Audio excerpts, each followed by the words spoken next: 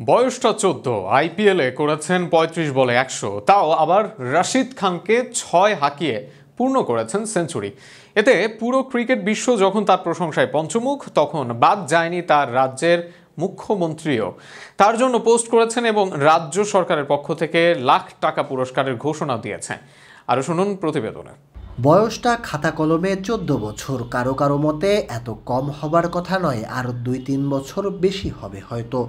তবে সে যাই হোক, ধরে নেওয়া যাক বয়সটা আরও ৫ বছর বেশি, অর্থাৎ ১৯ বছর। কিন্তু ভাবুন তো, একটা অনূর্ধ্ব ১৯-এর ছেলে আইপিএলের মতো মঞ্চে ৩৫ বলে সেঞ্চুরি হাঁকালো। মোটেও কি চারটিখানি কথা। শতকের কাছাকাছি গিয়ে রশিদ খানের মতো বোলারকে ৬ হাঁকিয়ে শতক পূর্ণ করার সাহসী বা কজনের আছে?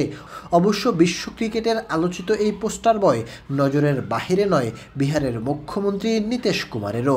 বিহারের মুখ্যমন্ত্রী নীতীশ এক্সে লিখেছেন, বিহারের পক্ষ থেকে বৈভব সূর্যবংশীকে অভিনন্দন ও শুভকামনা, যিনি সর্বকনিষ্ঠ ক্রিকেটার হিসেবে আইপিএলে সেঞ্চুরি হাঁকিয়েছেন।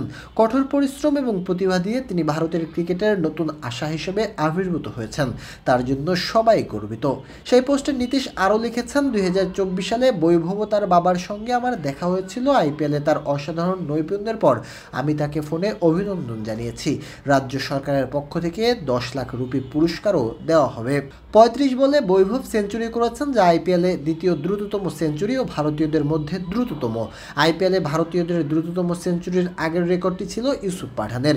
২০১০ সালে রাজস্থান রয়্যালসের জার্সিতে মুম্বাই ইন্ডিয়ান্সের বিপক্ষে ৩৭ বলে সেঞ্চুরি করেছিলেন, আর ৩০ বলে সেঞ্চুরি করে সবার উপরে আছেন ক্রিস গেল। এছাড়া স্বীকৃত টি-টোয়েন্টি ইতিহাসে সর্বকনিষ্ঠ সেঞ্চুরিয়ান বৈভব। গুজরাটের বিপক্ষে সেঞ্চুরির দিনে বৈভবের বয়স ছিল ১৪ বছর ৩২ দিন। আগের রেকর্ড ছিল বিজয় জুলের। ২০১৩ সালে মহারাষ্ট্রের ব্যাটার মুম্বাইয়ের বিরুদ্ধে ১৭ রান করেছেন ১৮ বছর ১১৮ দিন বয়সে। এছাড়াও ২০২০ সালে বিপিএলে বরিশালের হয়ে পারভেজ হোসেন ইমন ১৮ বছর ১৭৯ দিন বয়সে রাজশাহীর বিপক্ষে ১৭ রান করেছিলেন।